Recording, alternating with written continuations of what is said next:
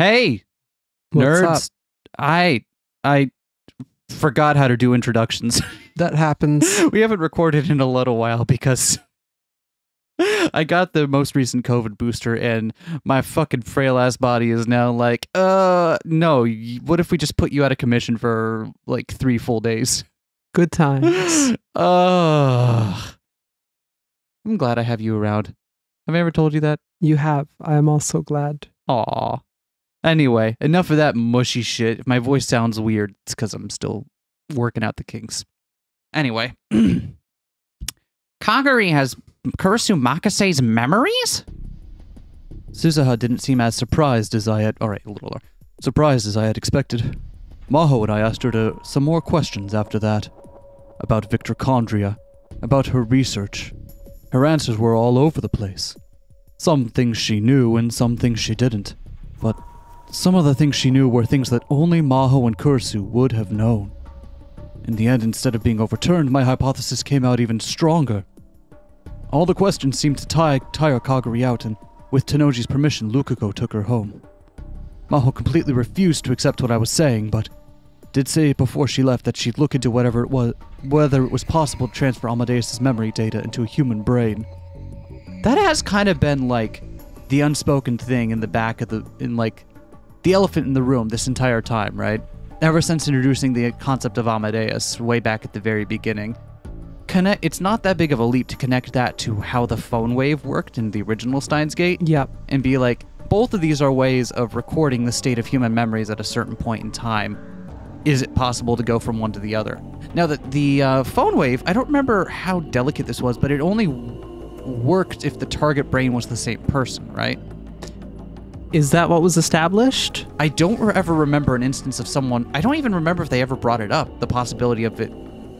I thought that they very much did bring it up and was like, I bet that would be pretty bad if you did that, wouldn't it? They genuinely... It's been a while since I've seen or played any of the original Steins Gate. But I don't remember any on-screen instances of it happening. Absolutely not, yeah. Yeah. So yeah, that would be fucked up. And that night I explained the situation to Suzuha. So you mean that Kagari has 2 personalities? No, that's not it. The proper word for multiple personalities is dissociative identity disorder. That's when additional personalities are created within the person themselves. It's like you're upset or uneasy about who you are, so you make another personality within yourself. I don't know if that's the accepted version of how that works, but we'll go with it. Once in a while, there would be a case where someone would take the personality of a man or woman they admired, but usually it was a completely original one. But that's not what's going on in Kagari's case. She doesn't have her personality. What she's got is, quite literally, only Kurisu's memories. Oh, that's interesting. That's... okay, sorry, I misunderstood the first line at first. From the first line, I took it to meant, like, Okabe saying that, Kagari had no personality. And I was like, oh, that's fascinating. So it's like, but no, she doesn't have Kurisu's personality, only her memories. She doesn't have a personality. Oof. Ow. Burn. Savage. I gotta say, one of the things I love, one of the things that kind of like tickles my philosophical brain whenever it gets brought up in fiction is like, the idea of what would the experience be if you somehow could magically mash 2 consciousnesses together, right? One of the books I'm reading right now, I won't name it because I don't want to spoil things, centers around that as a particular trope for its main character. And it's quite fascinating the way that it's laid out in that work, where it's less of the fact that it's 2 people simultaneously there and more the fact that, like, after a hot spell, it's basically a different person with two sets of memories from a certain point. You know what I mean? But yeah, I always love how in here it's a little bit more like it seems almost invasive, right? Like they're kind of grafted around the edges of Kagari's actual memories, kind of like almost like gently prodding at the main part of her consciousness, but never actually like fully integrated into it. I don't know. It's neat, and I like thinking about it. It is. It's possible that Kurisu's memories are mixed in with her own. Kaguri's memories weren't overwritten. She still had them after all, so they had simply mixed together. I see. So with 2036's technology, that is certainly possible. Then since Kaguri's a time traveler from that year, it's a possibility? But what would that have to mean? That would mean that her Kurisu's memories from 2036 got, or in the year 2036 or prior, it's somewhere at time in the future, the young Kaguri gets Kurisu's memories mixed in with her own presumably before she meets Mayuri, and then is sent back? Does that sound, is that the right time frame here? Sounds like it. Because, like, yeah, I don't know what other time frame, because she can't have them implanted like when she went back in 85, because Kurisu wasn't even born yet. So, like, yeah, that data wouldn't exist. Anyway. I suppose the only other time it could have been is during the big block of time where we have no idea what she was doing, and neither does she. I was thinking about that too, but again, the same problem, right? Because she's got Kurisu's memories specifically of being at involving stuff at Victorchondria. Yeah, and we know who got a memory profile of Kurisu at Victorchondria University's Brain Science Research Institute. When did they get that? They only had that a few months ago, right? That brain scan of Kurisu is from, it's barely like a year ago at this point, right? Mm-hmm. So that means that would have had to happen to Kaguri within the past year. And we have no idea what she's been doing for the past year. Okay, so within like the past couple months, and presumably without the knowledge of Maho at least. We know Leskinen is up to some no good. Yep. Maybe Reyes. Reyes isn't directly involved in that department though. And she seems to be working at cross purposes as well. So, Anyway. You read your line? No. Okay. But she has her memories from when she was 10, right? If they put someone else's memories into her head, she should remember that, right? I think I remember her saying once in a while back then that she heard the voice of God. A hallucination? It's possible that's a product of Kurisu's memories leaking out. I mean, yeah. But the future wasn't as peaceful as this era. There weren't enough people and there weren't enough supplies. Even if they did have a memory transfer technology, it would have been a military secret. I can't imagine them using it on a civilian, especially a kid.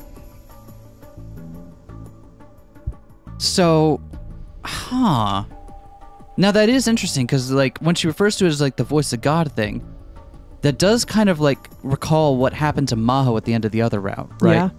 Right, where it's like Leskinen is able to create intrusive thoughts. But that sounds different from rewriting someone's or adding in memories, right? Because that's more like speaking orders to them and making them ingrained and unable to be shut out. Well, what if you continued that research program for another, say, couple of decades? So you're saying someone in the future used the research that Leskinen was working on right now to, for whatever reason, then put Kurisu's memories from now into future Kaguri? Absolutely. And, okay, that's... To build a time machine. To build a time machine. Yeah, they gotta have the memories in somebody so they can get the time machine out of it. There is a bizarre way and that makes sense. It does, doesn't it's it? Like, it's trying to bootstrap it, right? Yeah. Trying to be like, oh, we can smuggle the information to create a time machine back in time. But then how do they know that Kaguri gets sent back to the past? That's the thing. Is that maybe they didn't even plan on it. They just put that information inside a tiny kid for no reason? A war orphan, and then gave it to Mayuri to raise? And they presumably didn't give it to Mayuri. No. But maybe something totally different was going on. They had some other reason they would want to create Kurisu's to do time machine shit in the time machine war. It seems plausible. Okay, so that means Kaguri isn't isn't an orphan. So Kaguri is an orphan because the project she was a part of collapsed or something? Or she just is a war orphan, and for a while a project was like, hey, yeah, we got some we can give you a place to live. We'll take care of these orphans. Yeah. Does horrible brain experiments on them. And then something doesn't quite work out and they all get released somewhere, and then and finds they're a way like, to well, Maori. I guess funding went dry. Fuck them kids. Yeah, I can... Huh. Makise Kurisu Mass Production Unit Program. Oh, man. And the reason she looks like Kurisu is still just coincidence, right? Like, still just complete happenstance. Anyway, Kaguri was a war orphan, right? There's no chance it was used to cure her PTSD? That wouldn't explain why they'd want to transfer someone else's memories into her. Oh, that's right.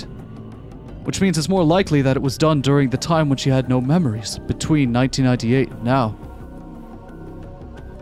Even if it's possible in 2036, is it possible right now? Well, Kurisu could do it. She'd done it all by herself to make the time leap machine, after all. Okay, so they're even saying that explicitly that it's the same tech. Yeah. So Kurisu Makise transferred her own memories into Kaguri? Why would she do that? It's like something a mad scientist would do. Could you imagine? Could anyone here imagine how silly that would be for a character archetype? There was no way.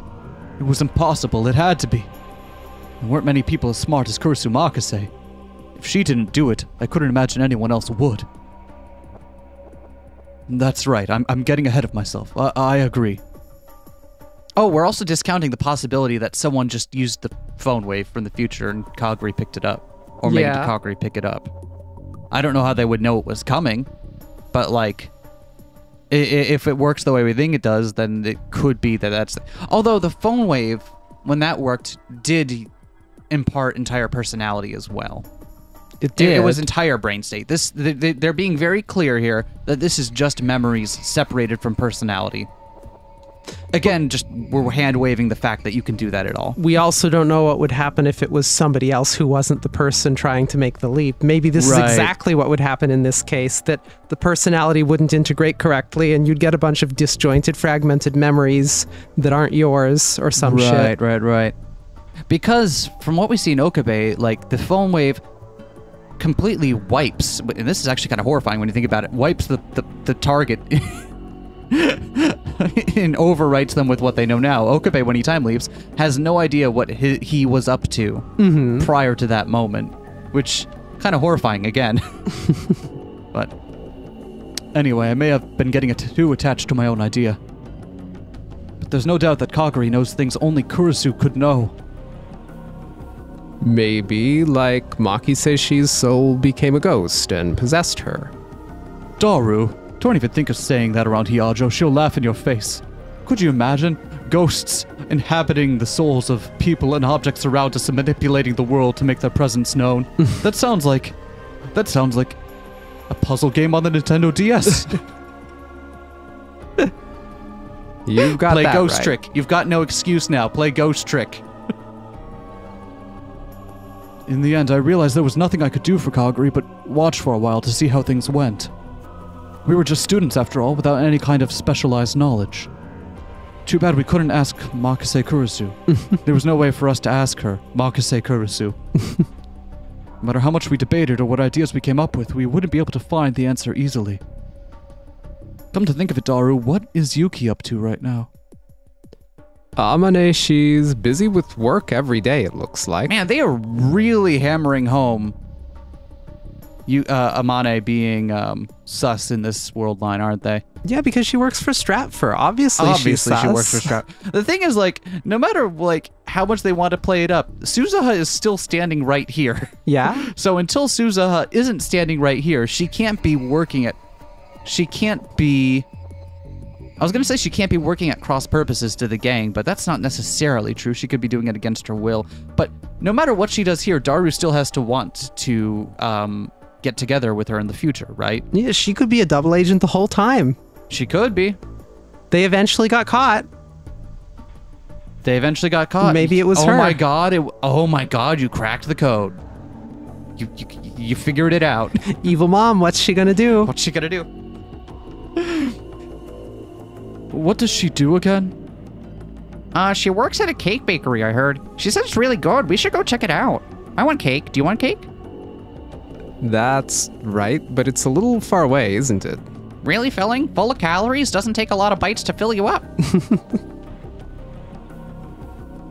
That's why she'd be happy if you went, right? Get a grip, Dad.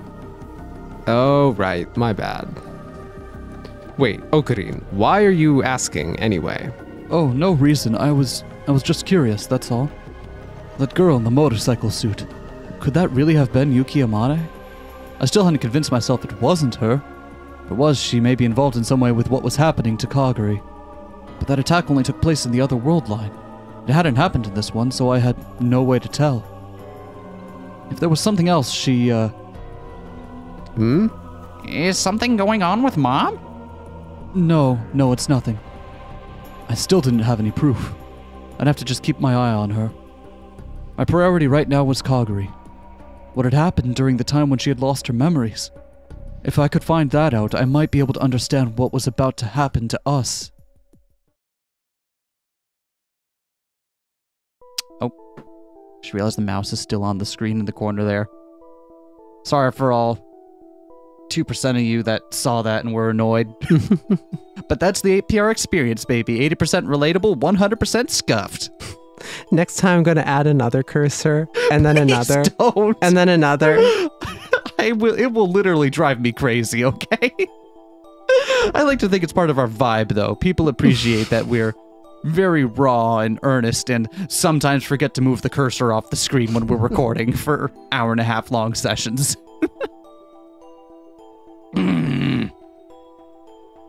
I haven't done this voice in a few days. Yeah. Okay, I'm gonna get started. You ready? Yeah. Maho came to the lab again the next day. She was there to look at Kaguri's memories. Kaguri had volunteered to work with her. As of yesterday, my hypothesis was still just a hypothesis. And anytime she saw a hypothesis, she wanted to test it. Maybe that's just how scientists were. Well, I gotta check. Nada. But what if there had been, right? We've demonstrated that it's worth checking. All right, first, can you look at this? Maho held up a cell phone. There's a picture displayed on its screen. It was a corridor with white walls and clean white floors, and two people wearing white lab coats were walking down it. Do you know where this is? A school? Which school? Victor Condria University. Do you know who this is right here in front? Tony Brown. His nickname is JB because he does this weird little dance when he gets excited. All right, then who's the girl? I don't know. Well? She's pretty famous among us scientists. Kurisu would definitely know her. It looks like even if Kaguri does have Kurisu's memories, she can't recall them all perfectly. That's how it had seemed yesterday, too. Maybe there's some things she can remember and other things she can't? That doesn't mean we can say for sure that these are Kurisu's memories yet. Also, considering that there is someone else whose memories have been taken for Amadeus. Although that's still the same problem because Maho would obviously recognize who that is, right? Yeah. But anyone could find about these two with a little bit of research. Kaguri, can I ask you some more questions? Okay. Last winter, Kurisu and I went to see a movie. you and Kurisu did? That's surprising? Even we need a break sometimes. Normally all we do is work. Okay, what movie was it? What'd they watch? What? So this would have been, they said a year ago? Is that what she said? A couple months ago? Last winter? Last winter. So that would have been winter of 2010? Because this is winter 2011 here, right? Don't recall. So, what movies were hot in winter of 2010? Would they care what movies were hot in winter of 2010? No, but that would determine which movies were in theaters. like if we figure out what movies are in theaters in 2010, in winter 2010. Hold on, I'm committed to this now. Is there a website for this? Is there just a website where you can Google? Absolutely, there is. I'm sure there is. What movies were in theaters in winter 2010? Let's find out. Oh, nope, that's giving me the winter... Oh, that's giving me stuff that came out in 2011, because winter 2010, I think, actually refers to, like, December. Yeah. Well, they also didn't specifically say... No, never mind. Here we go. Oh, they were almost assuredly seeing Avatar. Ha! Probably seeing Avatar. Or maybe Shutter Island. Anything else good? Alvin and the Chipmunks, the Squeakquel. Here we go. Those are the only ones I'm really recognizing here as anything. Anyway, yeah, I choose to believe they were watching Avatar. Yeah. It was surprising, actually. I hadn't thought they interacted outside of work. I was hitting a little wall in my research, so she took me out. She said she just happened to have 2 tickets. That's just like how a man asks a girl on a date. You know what? Someone in our comments section, a couple episodes back, mentioned that this game is weird about lesbians. Yeah? It really is weird about lesbians. Like, it keeps trying to acknowledge that lesbians exist while being super weird about it at every turn. She never was any good with that stuff. Do you know what the title of the movie was? Bob Wiener's His and Her Foreboding? Huh. Maho gulped. That must have been the right answer. Is that a new movie? I've never heard of it. It's 20 years old. This was a revival showing. Oh. Fucking called it. They didn't care what was hot in 2010. Yeah, you're right. But forgive me. And Kaguri had guessed it. She'd known the title of a movie that Kurisu and Maho had gone to see together in private. Which, again, conveniently reduces it down to Kurisu or Maho. Because so far... Wait, no, never mind. No, it doesn't. I just remembered the counterexample. What? She knows Kuri Gohan. Maho doesn't know Maho Kuri doesn't. Gohan. And she it's not that she knows it and is hiding it. She didn't know it in other world lines when Okabe teased Kurisu with it. Yep. So, yeah, okay, yeah, it's definitely that's never mind. Forget that whole side thing. It's definitely Kurisu. So, in the future, in 2036, they're mass producing or attempting to mass produce Kurisus because you need more time machine experts if you're going to win the time machine war. And the problem is that running an AI is expensive. You have to have the servers and shit. People can hack them. And then it's still just an AI.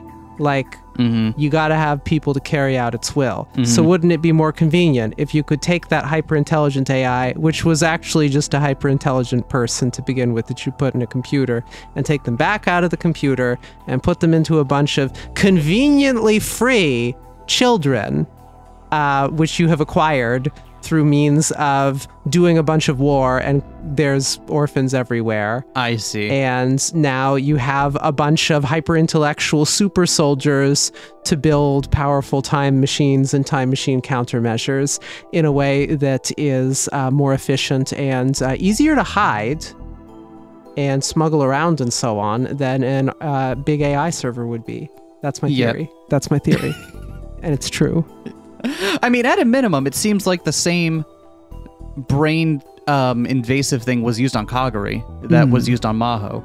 Because if you remember, that we saw the scene where she's pointing the gun at Susa and she had tears in her eyes. And remember when Maho was choking out Okabe against her will, she also had tears in her eyes. That's really the tell that they're being forced to act beyond what they want to do. And, you know, the voice of God in her head, that much seems at least clear. Anyway, Kaguri Shina did nothing wrong, I guess, is what we're coming down on. Since it wasn't a major worldwide release, it wasn't something you could get with a lucky guess. But somebody could have witnessed it, right? Sure, but how would they know you were going to ask that question? Are you saying she memorized every tiny bit of information you could possibly ask about? It would be impossible, and she didn't have a reason to bother anyway. Well, like, I don't know that. I could tell from the pained expression on her face that Maho was struggling with something. I've completely forgot about this angle as well, because guess who else is in love with Kurisu? And would also be really distressed to have someone who looks like her with her memories. It's not just about Okabe here, is it? And I was starting to realize what it was. She didn't want to admit it. She didn't want to admit that it was possible to. It was winter, but Kaguri's forehead was dripping with sweat again. Going through her confused memories may have been putting a lot of stress on her. That's enough. This looks like it's hard on Kaguri. Wait. Let me just ask one more question. Yeah, okay, go ahead. Kaguri nodded and motioned for her to go ahead. What was your greatest treasure when you were a kid? When I was a kid...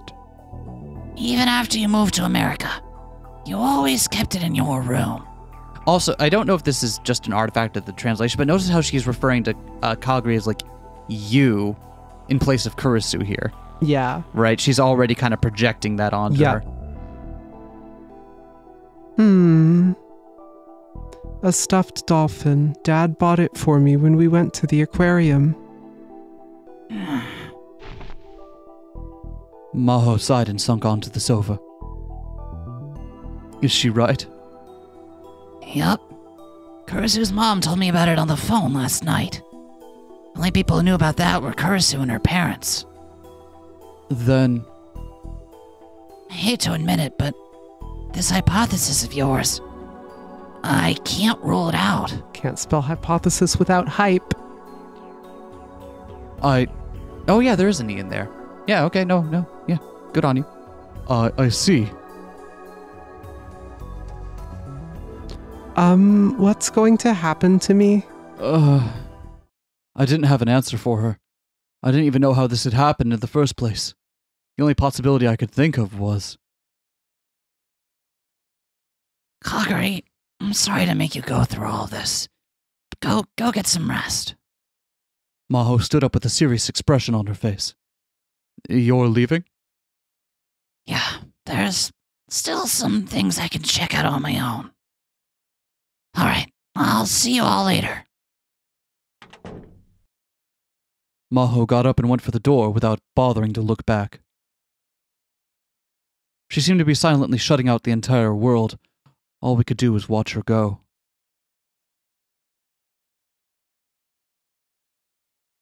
Oh, hey, it's real sad sack hours now.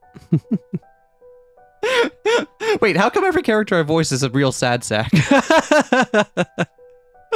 Well, most characters in this game are, but still. Maho Hyajo stared at her computer monitor in a daze. The rest of the world was still feeling the afterglow of New Year's excitement. The last time she'd come to Japan, it was still in the heat of summer. She'd used her vacation days to come then. Her co-worker, Kurisu Makise, had suddenly died, and she wanted to see the place where she was murdered for herself. Maho's feelings for Kurisu Makise were complicated. Until Kurisu had come to her lab, Maho had thought herself a genius. She'd graduated high school after skipping grades, joined a university lab while still in her teens. It was understandable that she'd feel that way. Everyone else said she was a genius too. But her pride was shattered into tiny little pieces by the arrival of Kurisu Makise. Kurisu Makise was the real thing. Maho didn't even come close to her. She realized that she could never be as smart as Kurisu, and she realized that she didn't want to be beaten by her anyway. It would have been so much easier if she could have hated her. It would have been so much easier to hate Kurisu. But Kurisu Makise wouldn't even allow her that much. She was a dedicated scientist, and that dedication carried over to her treatment of Maho, too.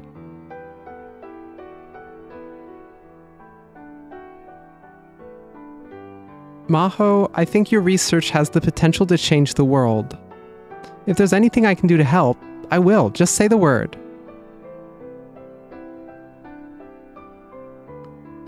Someday, she swore, she'd surpass her. Someday, she swore, she'd make Kurisu say that she was the smarter one. But now that would never happen. Kurisu Makise went away on a trip and never came back. Maho had been told that she'd been attacked by a robber and killed, but it didn't seem real.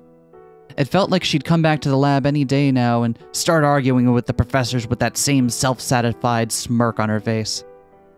Until then, Maho would work on the Amadeus project, so that when Kurisu came back, she would be amazed. Amadeus. An artificial intelligence that could be loaded with an individual's memories. It was possible to digitize memories by analyzing the nerve signals relating to the memories stored in the temporal lobe. It had been Kurisu, of course, who had proven it. And then Maho and her team had turned that proof into usable technology. By the time Kurisu got back, she would have it all ready for the next level. She'd show it to Kurisu and astonish her. But even that hope didn't last for long. She was suddenly told that the project was canceled. Oh, right, because that in this world line, that's there was a bigger point of divergence. Mm-hmm. Right. Of course, she couldn't just accept that. But no matter what she did, no matter how many times she'd argued with the professor, she couldn't get the cancellation overturned. Amadeus went to sleep at the bottom of the lab's server, along with Kurisu Makise's digitized memories. Kurisu Makise's memories. Now they were in the head of another girl. Oh, I didn't even think about the fact that without Amadeus there, Maho hasn't had like that period of time to kind of like work through that weird grief of seeing someone you loved alive again in a weird way. Yeah. Right?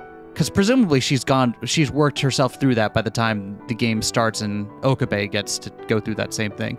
So this is hitting her now for the first time. Yep. Now they were in the head of another girl.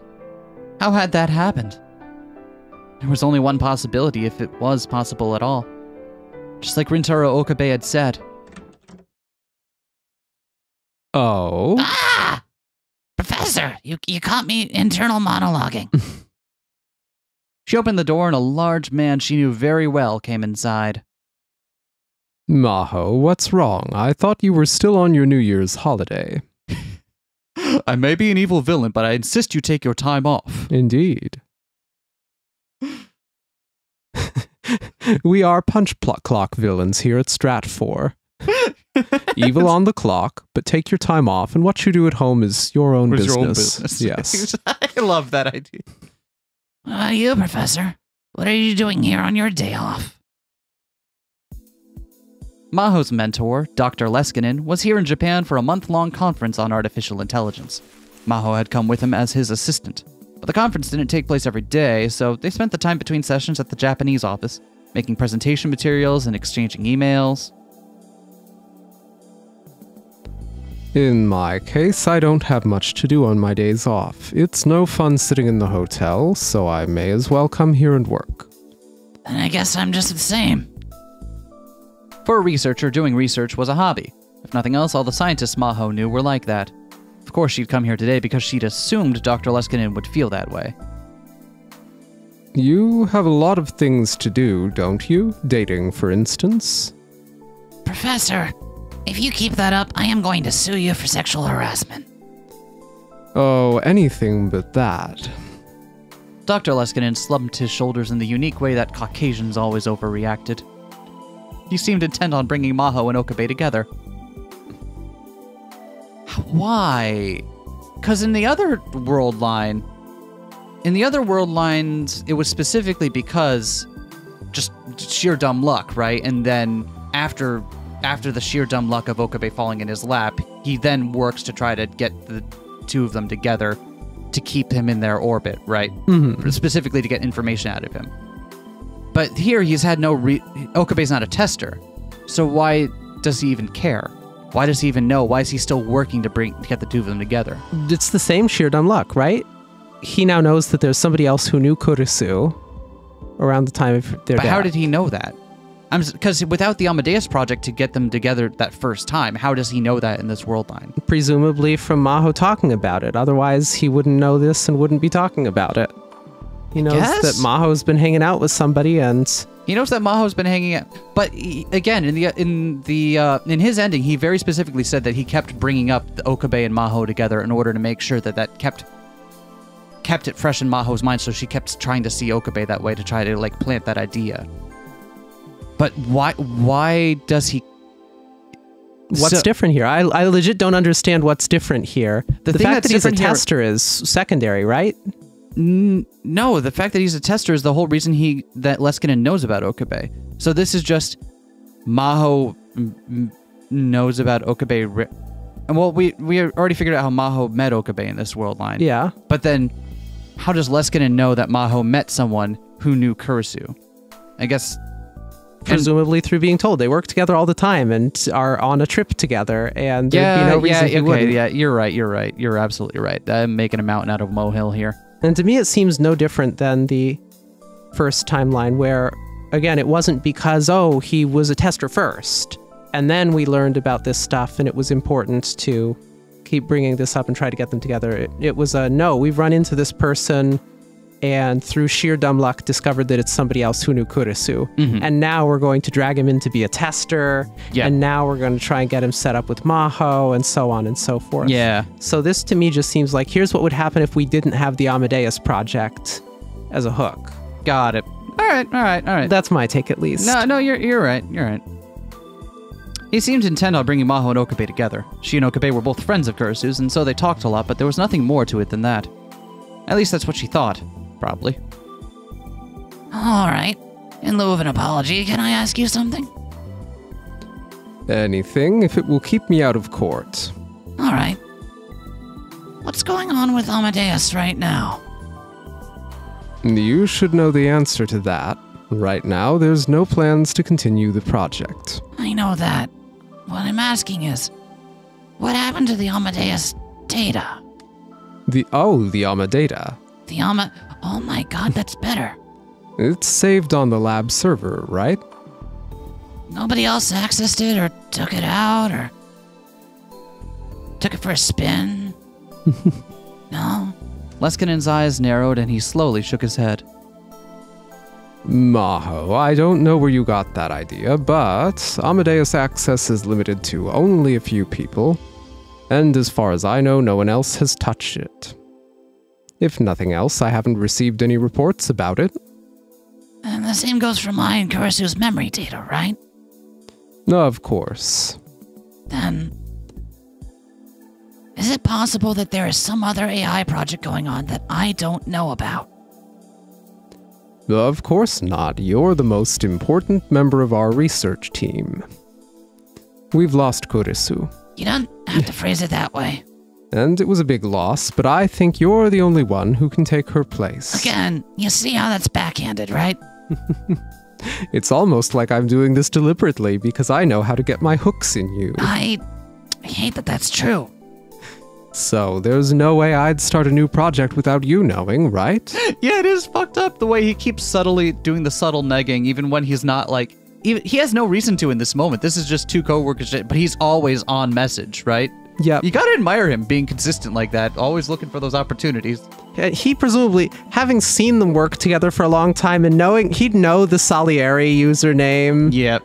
And that stuff. He's probably put enough together to be like, this is how I steer this woman to help my evil plots. Right. Just keep her focused on her dead crush there, her dead lab crush. And her inferiority complex. Yeah. We still don't know how Reyes factors into all this. Other than that, she seems to be both working with and against Leskinen. We still don't know why she kind of jumped out at her own opportunity in the other world line there, but... Yeah. Anyway. I see. The compliment felt like a bit too much for her to take at face value. There were a lot of scientists who were always looking to get a leg up on the competition. If someone else got the glory first, everything you worked on until that point would be useless. Even in the same team, there were only a few people you could really trust. But to Maho, Dr. Leskinen was one of those people. Will that do for an answer? Yeah.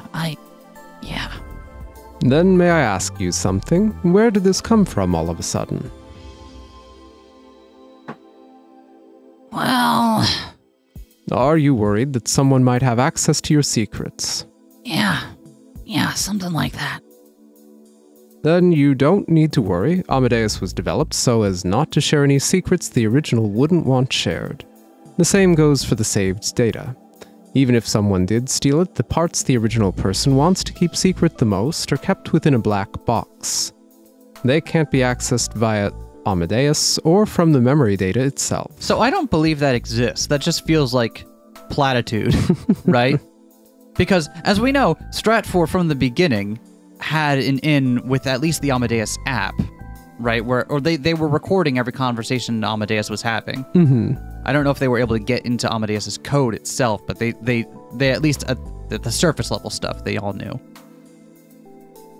If those secrets get out, it's because a living human wanted them to. A living human, huh?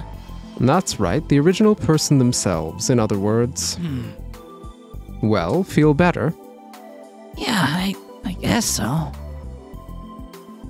It wasn't that she didn't trust Dr. Leskinen, but she couldn't relax until she'd seen for herself that no one had taken the data. Maho only thought it was possible to believe something after you'd seen it yourself. That's how she thought a scientist should be. But right now, she didn't have access rights to do so. So in the end, she was stuck with her doubts. She knew this was going to happen, but she couldn't stop herself from asking anyway.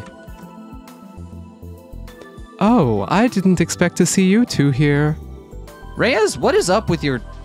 What are you... What are you doing with your... That's... Yeah. You got your shoulders, like... Not your shoulders, your elbows really far forward. To do that? I guess? Because your shoulders... Your elbows aren't, like, back. You could do that thing with your hands on your hips, with your elbows kind of behind you. But they're not. They're out fucking splayed out. It's like you're doing the M in a YMCA there. Also, when will someone buy poor Rhea's pants that fit her height? Right? Oh my god. Or, She's dressed in the clothes of a woman 6 inches shorter than her. She really is. Like, I get that there's like some aesthetic reason to wear a shirt with like a bottom like that, but usually it's because you have something else going on underneath, right? At least let your pants come up a little bit higher. Come on, Reyes. You're a goddamn professional. Too busy doing science to buy new clothes ever. You know what it is? It's just she can't find a shirt that would fit her chest. No matter how long it is, more of it than she expects gets like taken up around the breast. So it's perfectly fine length in the back, but in the front, it. Oh, shirts. Did you read Reyes' line already? I zoned out. Dr. Reyes walked through the door just as she finished her conversation with the professor. Christ, don't you two know it's a holiday? What about you, Dr. Reyes? I've got nothing to do in my hotel. Maho exchanged a glance with Dr. Leskinen, then shrugged. That's just how scientists were. I tried doing science in there, and they called the police. What's going on? It's nothing. She and Dr. Leskinen laughed at Reyes' confusion, but the doubts in her mind lingered.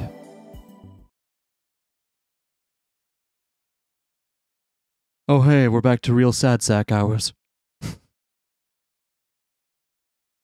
Kurisu's memories were inside Kaguri's head. Several days had passed since I'd begun to suspect my hypothesis was correct.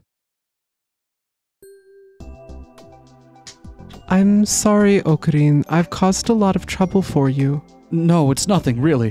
And I think Lukako and Mayuri are doing a lot more for you than I. In fact, Mayuri and Lukako were doing a very good job of taking care of her. Mayuri may not have realized it, but Kaguri looked up to her as a mother figure. And after living under the same roof for so long, Lukako had come to care for her a lot. That's not true. All I'm doing is giving her someone to talk to. And working on those noodle arms, I hope.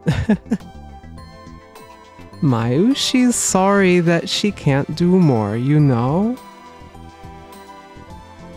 No, that's not true. Luca's being really nice, and just having Mommy around makes me happy.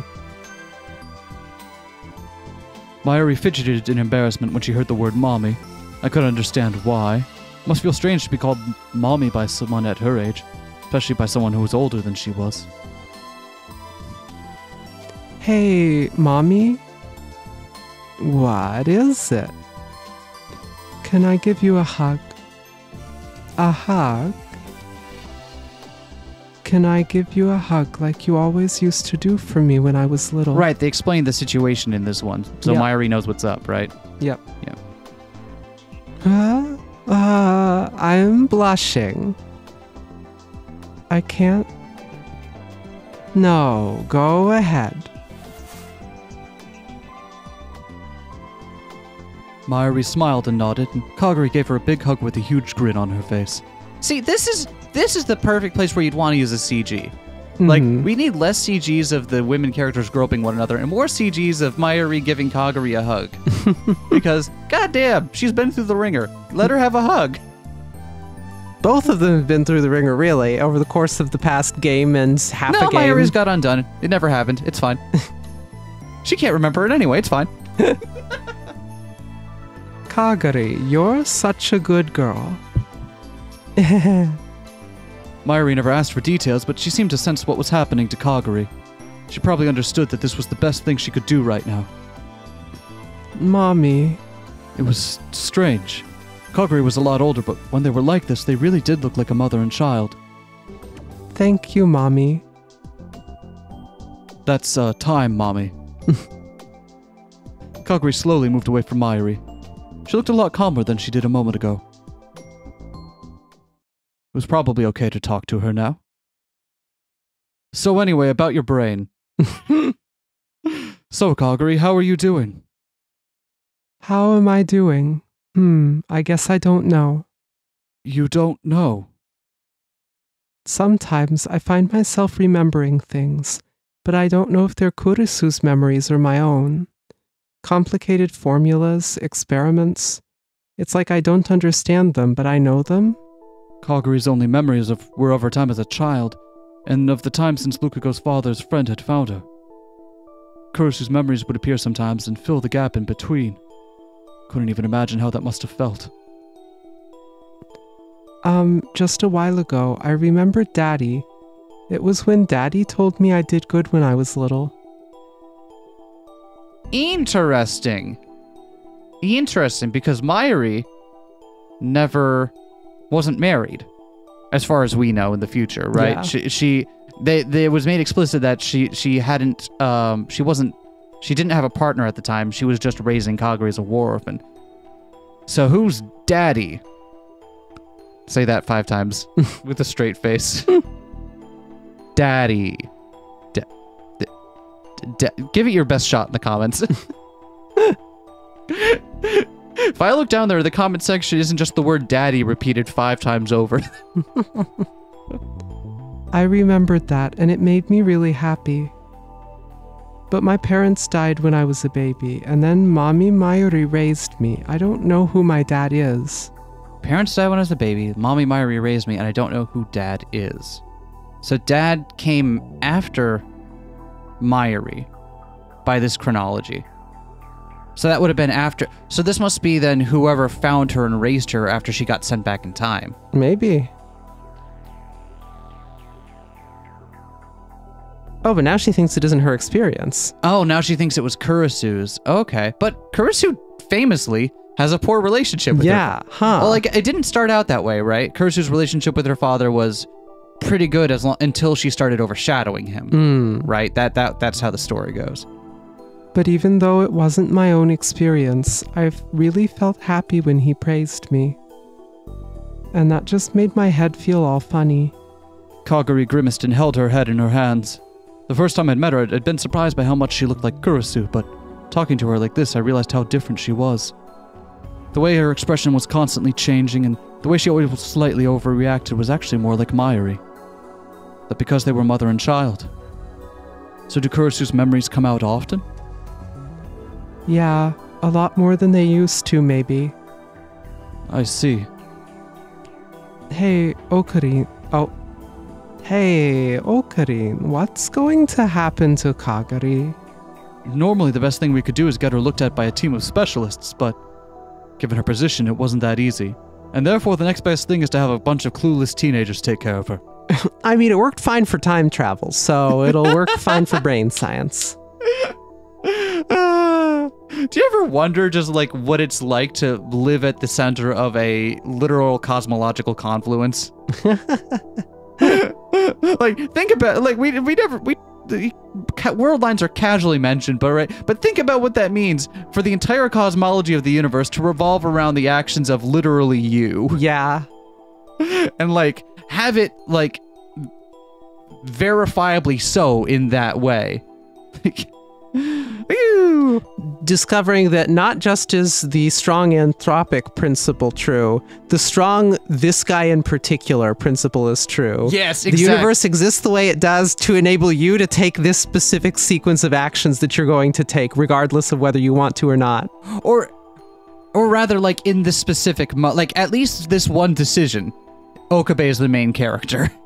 Like, in a literal scale. We don't know what, like, convergence points, because I don't think any of the other games have gone on to, like, what other convergence points exist outside of the alpha and beta world lines and that one convergence point in this year, 2010. But, at least for that moment, Okabe is literally the main character of the universe. It's fucked up, if true.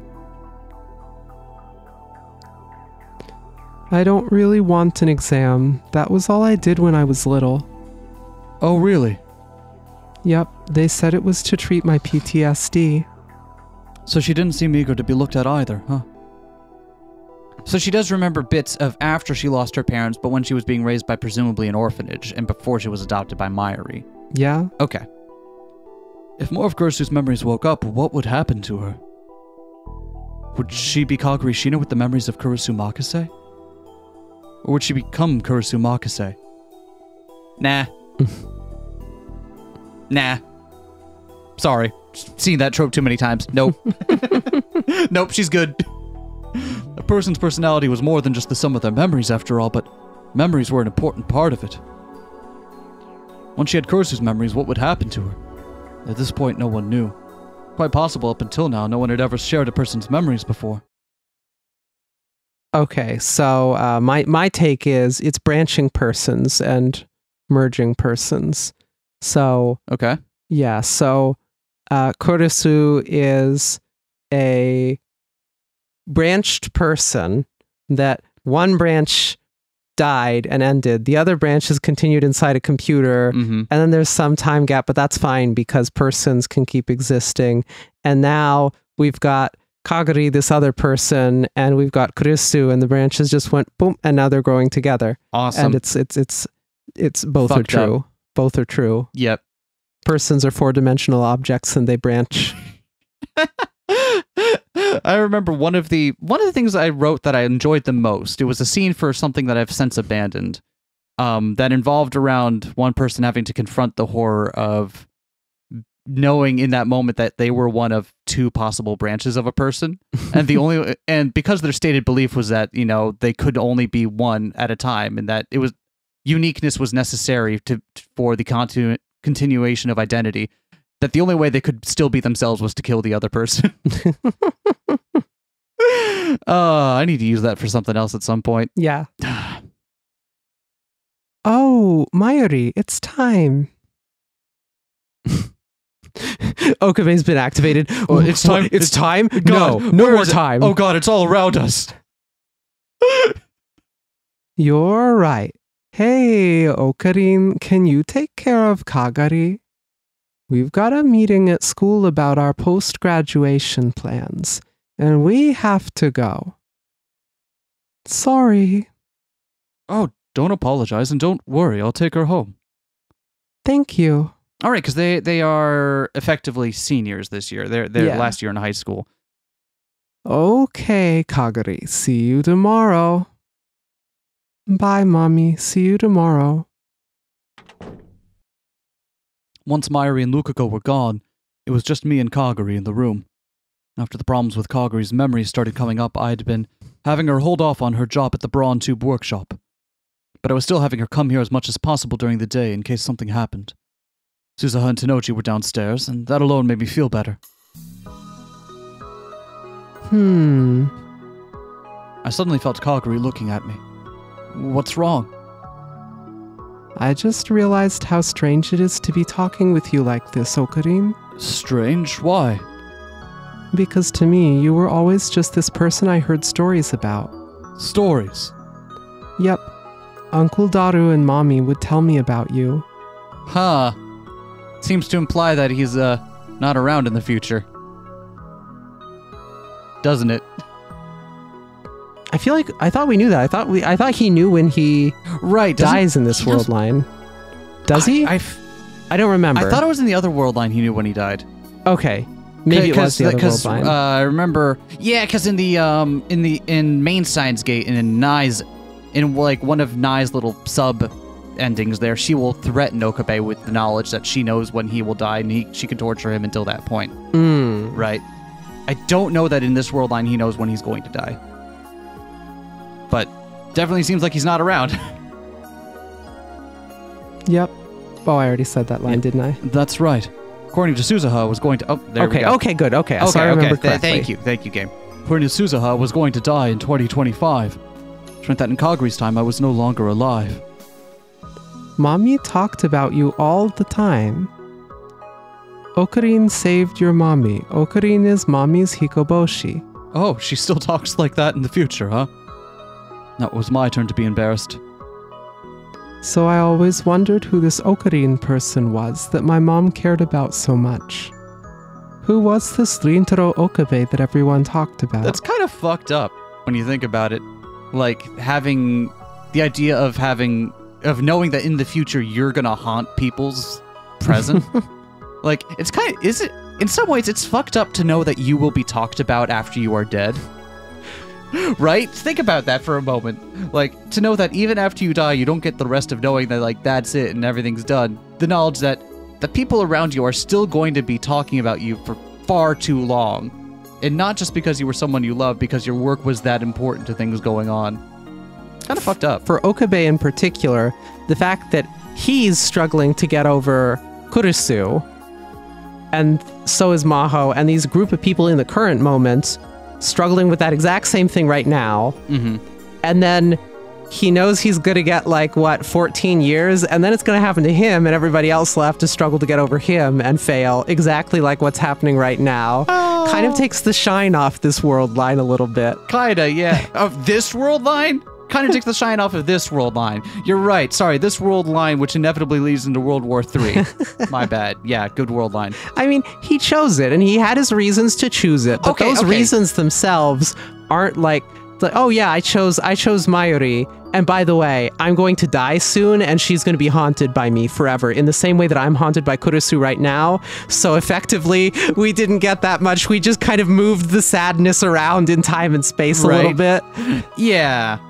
Kind of like rubs salt in the wound of, you know, no good answer here. Yep.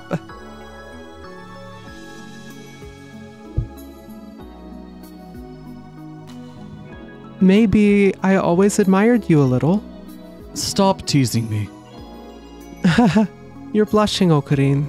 Kaguri clearly had the upper hand here. Oh, but that's probably true of Kurisu Makise too. Kurisu? Yeah. Mommy and Uncle Daru used to talk about Kurisu Makise all the time. Huh. She died so long ago. I wondered what kind of person could have that much influence on things. What did Mayuri say about her? She said she was the person you loved. Yeah, because Mayuri knows. Remember, most emotionally intelligent person on this cast. She knows. The person I loved. For me, that was an undeniable truth. But that wasn't true for the rest of the lab. In this world line, Mayuri had never met Kurisu, and I tried as much as possible to avoid bringing her up, but thanks to me, even in the future, she'd still feel that way. Oh, I know. I'm going shopping. Would you like to come with me? Shopping? Yeah, you still don't know this area well, do you? Can I? I don't see why not. It's not like we're trying to hide you from people that are trying to find you, so... After what happened in the last world line, it was probably a good idea to keep her from going outside too much, but she probably needed a change of pace. It was still afternoon. As long as we stuck to busy streets, we'd probably be fine. Yay, there's actually a lot of things I've been wanting. Things, huh? Just some basic necessities. Oh, of course. Isn't Lukako getting you those things? Yeah, but he's a boy, right? So I didn't want to ask him for too much. And I'm not? True, even if he was beautiful. Nope, I'm not doing the meme game. Not doing the meme. There are some things the Lukako just wouldn't understand. Alright, well, let's go. Yeah. Wow, this really is amazing. Kaguri's eyes were shining as she looked up and down the street. There are so many people and so many stores. It's hard to believe it's the same Akihabara. What's Akihabara like in the future? The best way to describe it is, a pile of rubble. Well, that goes for more than just Akihabara, though. Suzuha had said that the Third World War would start soon, which meant that a young Kaguri would only have known the world after that horrible war. Of course, that was all my fault, probably. If I did what Suzuha wanted and went back to July 28th, would the world line change so that the Third World War never happened?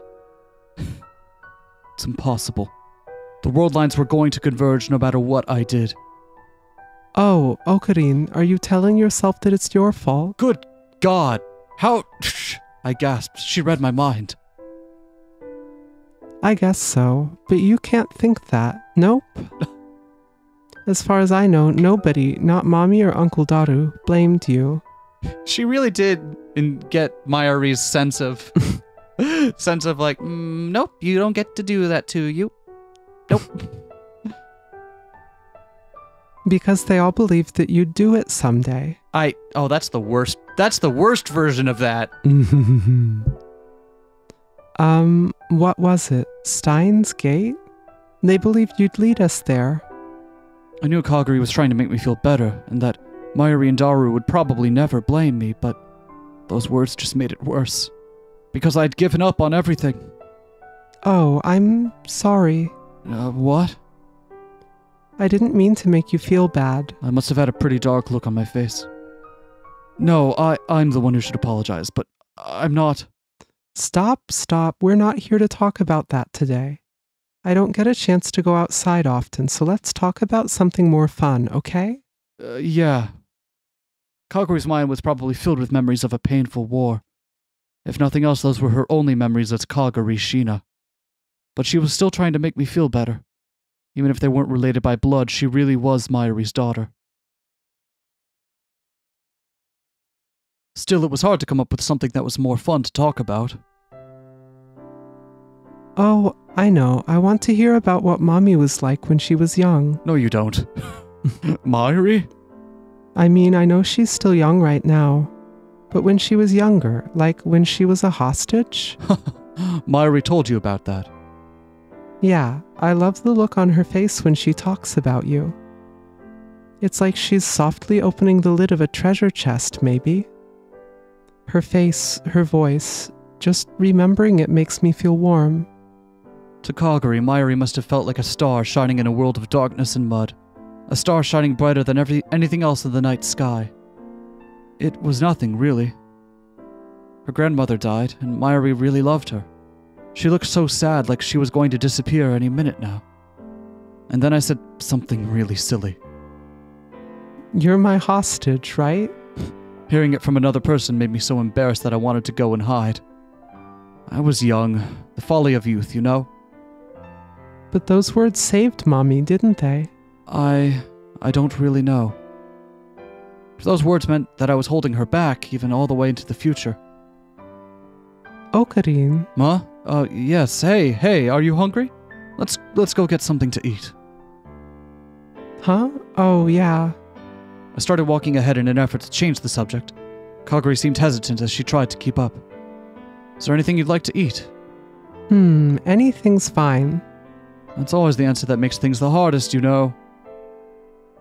But everything in this era tastes so good. It's amazing. What did you eat in the future? Mostly yams and stuff. But Mommy would flavor them differently every day. Mayuri cooked? Yep. Was her cooking, well, good? Yep. I see. The human animal was capable of growth, it seemed. I'll never understand why that's the continuing joke. It's like, it's not too hard to learn how to cook a passable meal. Like, well, Yuki had been teaching her a lot lately. Maybe that had paid off. I wonder what Yuki is up to. Oh, never mind. So anything's fine, really. Well, alright then. Welcome back, Meowster. Oh, Ocarine and Kagurine Nyan too. I'd chosen to stop by May Queen plus Nyan Squared, and it was packed. Oh, it's busy today. Yeah, that's right. We just started an anime tie-in campaign, yeah? Come to think of it, there was a sign out front with some anime characters on it. I'd seen those characters all over town. So the place is packed, yeah. But if you are willing to wait 30 minutes, I can seat you. We'll take a rain check then, alright? Yeah, let's come back someday when it's a little slower. My apologies, guys. Come on. That's far from the worst. That's... What was the point of that scene? Just... full fucking scene change, music change, everything for 6 seconds of Ferris telling them May Queen's full. We left May Queen plus Nyan Squared and walked around for a bit, but it was lunchtime and every place we saw was crowded. Wow, there's people everywhere. That's right, they should all just eat at home instead of going outside. But that goes for us too, doesn't it? Now then, what to do? Should we eat at the lab? Just so you know, I cannot cook. Me neither. Then that was out of the question. It doesn't have to be anything complicated. I always wanted to try that one thing. You know, the noodles you put hot water on? Instant noodles, you sure that's what you want? In the future, a lot of factories go away, so it's a lot harder to get. Uncle Daru was always talking about how he wanted some, so I wondered what they tasted like. If she was okay with that, then I guess so was I. And I had just the thing. We bought a lot of instant noodles at a local convenience store. If there were any left, Daru would probably eat them. Wow, I didn't know there were so many different types of instant noodles. Unlike the future, there's all kinds of different ones now. Convenience stores all get the new stuff almost every week. You're right, so I can pick any of these. Kaguri looked inside the plastic bag that I was holding. Of course, take your favorite. Alright, which should I pick then? She looked just like a child the way she put her finger to her lips as her eyes shone. I'll have this one, salt flavor. You can take 2 or 3 if you'd like. Really? Just send her home with the rest, God. It's like 99 cents a cup to make this woman's day. Just do it. Oh, but if I eat too many, I'll get fat. She had so many different expressions that I never got tired of watching them. Oh, okay, that is what's happening here. What? I was beginning to wonder how much of this scene was... Because Okabe asking Kaguri to go out and get something to eat seemed a little bit out of character for him. Just be like... Because why... Okabe would just be like, why don't we just grab something and bring it back, right? It seemed to me like he was beginning to project a little bit as well. And that the particular way he phrased that he's paying attention to her expressions, right? I think he might be beginning to project. Ruh-roh. Hey, didn't you also get something else while we were there? Yup, I got this. I took something plastic out of the bag. He's very much projecting. Oh, he is. He's... Oh, Okabe, you sad, sad fuck. Is this... A fork. I thought it might be hard to eat with chopsticks. You can keep it and leave it in the lab.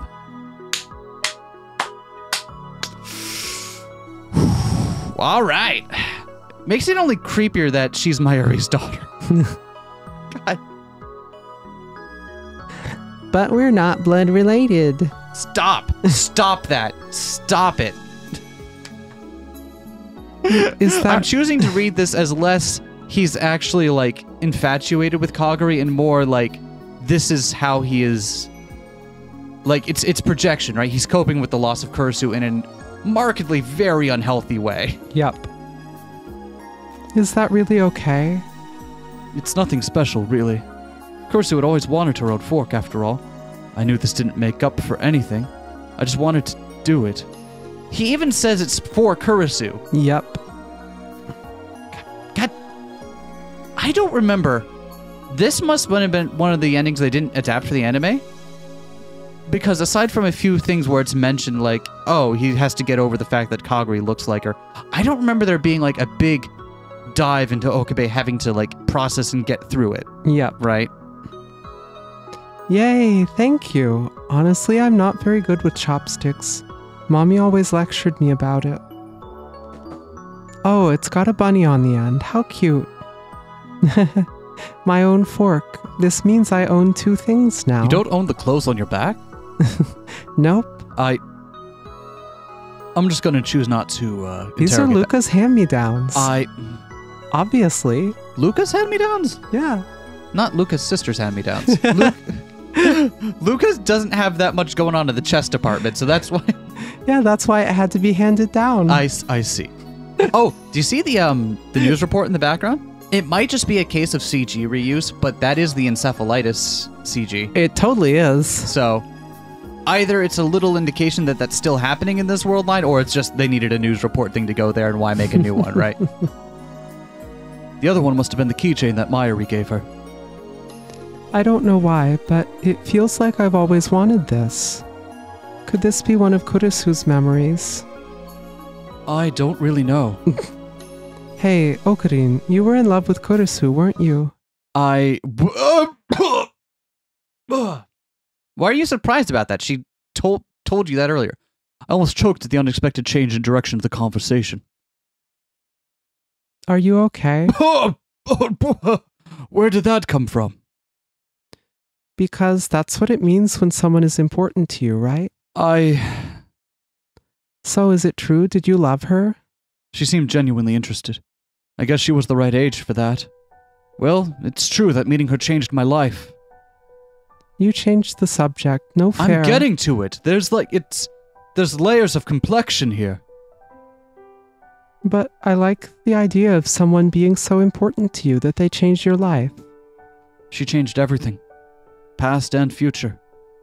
So, Okarin, what kind of person do you think she was? Are you interested? I want to know more about the person who owns these memories in my head. You still have her memories even if I don't tell you, right?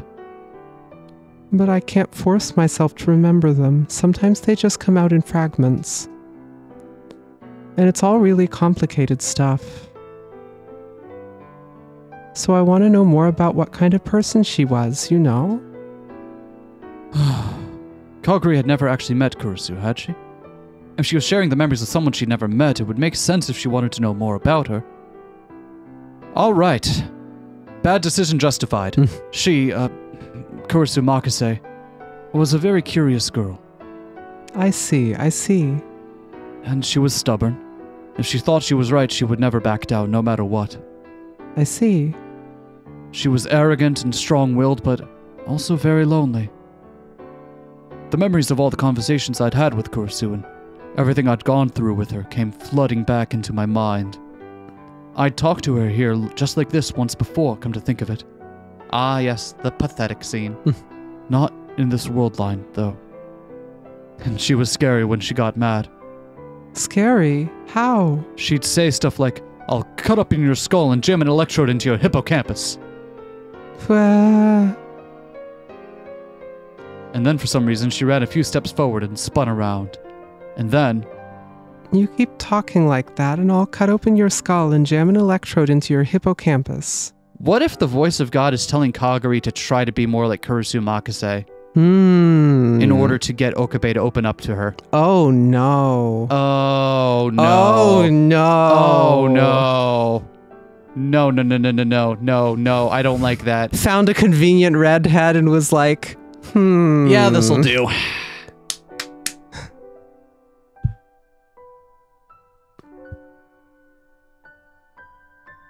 Should I cut open your skull and jam an electrode into your hippocampus right now? I have the tools. I like do this shit for work. I could do it. I do like the idea that Kurisu could viably threaten that. I work in a brain lab. That's a Tuesday for me.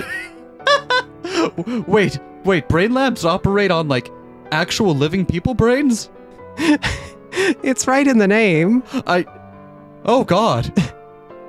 Actual Living Brain Science Institute. Kurisu, I... Was it like that? Okarin. Oh no. The memories of Kurisu inside Kaguri. They could be perfectly replicated inside Kaguri's head. Would Kaguri Shina become Kurisu Makise? It was a stupid idea. Personality and memories were different things. But even so, if her memories turned into Kurisu's completely, if that happened, then... Okarin. Oh no, we get CG for bad decision hour. Hey, this is our first time seeing this side of that walkway too. Very further up than I thought it would be. And it's worrying how at this angle, like, you couldn't even tell that wasn't Kurisu. not for the fact, oh, she doesn't really wear heels, does she? Yeah. Uh-huh. Kaguri wandered back up to me and put her weight against me. It was so sudden that I caught my breath. I could feel her warmth on my chest, the feeling of her skin. It reminded me of Kurisu. Kurisu, The sound of her pained moan brought me back to reality. What's wrong, Kaguri? My head. Your head hurts? Kaguri's body twitched in my arms. No, I don't want to go back. Save me. Someone get me out of here. What's wrong, Kaguri? There's another one of that CG for y'all. Save me. Mommy, why won't you save me? Mommy. Did the voice of God just kick in? Probably. Calm down, Kaguri. Is it still Leskinen, or is it someone else that's using the similar technology? I don't know. And how and when did it get there? Yep, she's got the tears. Yep, that's voice of God kicking in. I grabbed her hands to keep her from struggling anymore. People on the street were staring at me, but I didn't have time to think about it. It's all right. Okarin. Can you walk? Let's get you back to the lab. She'd finally calmed down, but seemed to still be in pain. I let her lean on my shoulder as I took her back to the lab. Once we got back, she went to sleep and didn't wake up. Her headache seemed to have calmed down, but sometimes she would still moan. I'd contacted Mayuri and the others, and they were probably going to arrive soon, but the words she said before. Save me. Someone get me out of here. Save me, Mommy. Why won't you save me, Mommy? Mommy. Or it could be a flashback. What was that? Were those fragments of her lost memories? That's what the game seems to think. If that was the case, then she really was. Okarin. Just as I went to look at the clock, the door opened and Mayuri and Lukako came running in. Is Kaguri okay? Yes, she's sleeping right now. I'm so glad. She must have heard us talking, because Kaguri's eyes slowly opened. Kaguri. Where am I? Interesting. This is a new angle for Kaguri, isn't it? I don't know what that means. Have we ever seen Kaguri in the side-on before? I don't think so. That's kind of implying like a little bit of a distance or differentiation there. She looked around, afraid. Calm down, you're in the lab. The lab, Japan. That's right, Akihabara, Japan. Japan, I'm in Japan. Oh, that's right, that exchange program. Oh, fuck no. Oh, no. no. Nope. Do not want. I need to get ready for the lecture, don't I? Exchange program? She's acting strange. Right, because the exchange program is why Kurisu came there before, and still think it's funny they had her do an exchange program with a high school because she was too young to do one with a university. And that's where she got her trademarked outfit. Was from doing an exchange program at that one school. And then she adopted their school uniform into the outfit with the arm belts that we all know and love. Hey, Okarin. Oh, fuck me sideways. Exchange program. Lecture. Those were Kurisu's memories.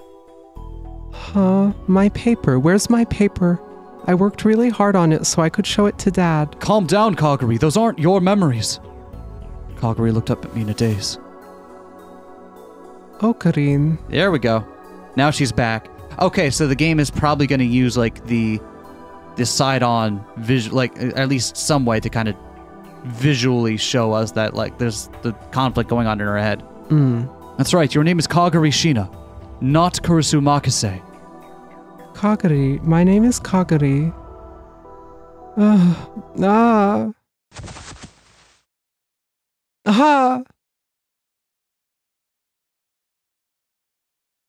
Lukako, I'm sorry. Can you handle this? Yes. Kaguri was confused for a while after that, but she gradually started to calm down again. Once it seemed safe to do so, I'd taken her back to Yanabayashi Shrine. But maybe we weren't going to be able to look after Kaguri ourselves after all. Maybe we should take her to a hospital? Was it my ego that was stopping me from doing so? I kept thinking about that as I walked along.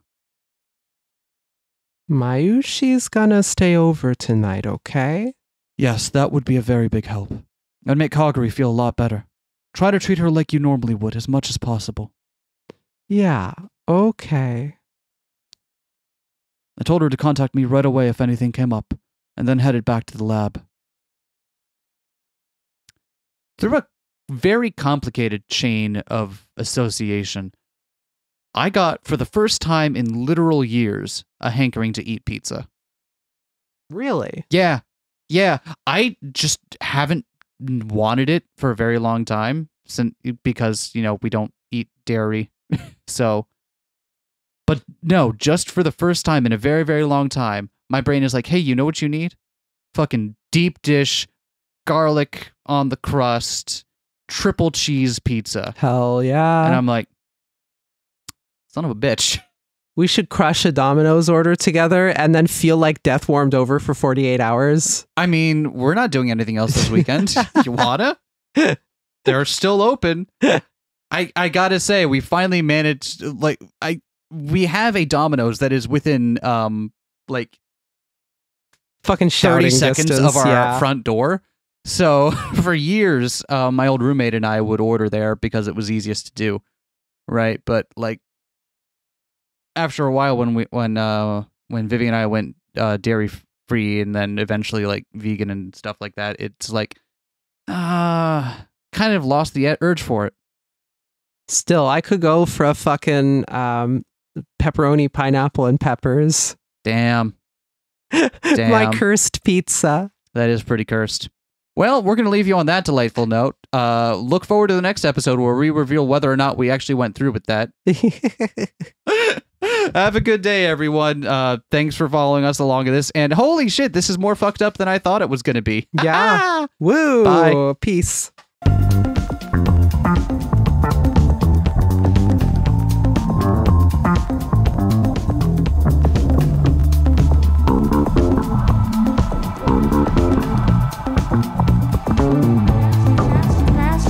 Smash that like, comment and subscribe.